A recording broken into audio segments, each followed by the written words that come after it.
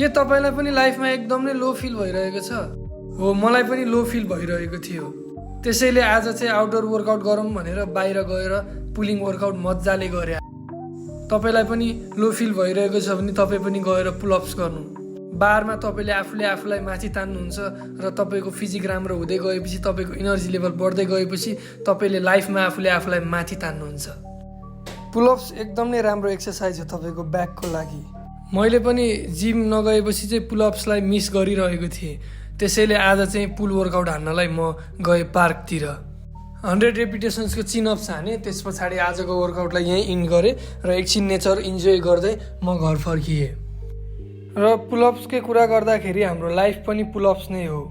र तपाईँले पुलअप्सलाई आफ्नो लाइफसँग रिलेट गर्नु पर्दाखेरि पुलअप पनि हाम्रो लाइफ जस्तै हो।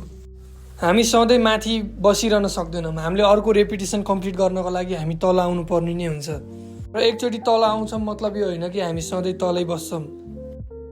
अर्को रेपिटेसनको लागि इनर्जी रिस्टोर गर्नलाई हामी प्रिपेयर गर्दै हुन्छौँ। त्यसैले लाइफमा कुनै पनि ब्याड इन्सिडेन्ट भएर तपाईँ तल आउनु भएको छ भने त्यो मतलब यो होइन कि तपाईँ सधैँ तल नै बस्नुहुन्छ। तपाईँ आफ्नो इनर्जीलाई रिस्टोर गरेर, आफ्नो ब्यालेन्सलाई रिगेन गरेर, रिफोकस गरेर झन् फोर्सफुली, झन् पावरफुली, झन् स्ट्रङ भएर आफ्नो लाइफमा अगाडि बढ्न सक्नुहुन्छ। र फिटनेस भनेको यस्तो एउटा चिज हो जुन चिजले तपाईँलाई कहिले पनि लो फिल गराउँदैन। तपाईँ जुनसुकै फिल्डमा जानुहोस्, तपाईँको त्यहाँनिर धेरै चिजको अप्स एन्ड डाउन्सहरू भइरहेको हुन्छ। हरेक ठाउँमा आफूले आफूलाई इन्ट्रोड्युस गराउनु पर्ने हुन्छ। हरेक ठाउँमा आफ्नो रेस्पेक्ट पाउनको लागि तपाईँले लडिरहनु पर्ने हुन्छ। तर तपाईँले फिटनेस भनेको आफूले आफूसँगै लड्ने हो। र one of the hardest enemy भए पनि तपाईँले एकचोटि जितिसकेपछि कहिले पनि हार्नु पर्दैन। र तपाईँको फिजिक राम्रो देखिसकेपछि तपाईँलाई मान्छेहरूले हेर्ने नजरिया नै फरक हुन्छ। तपाईँले आफूले आफूलाई चिनाइराख्नु पर्दैन। तपाईँ बडी बिल्डर हो भनेपछि यत्तिकै नै तपाईँले रेस्पेक्ट पाउनुहुन्छ।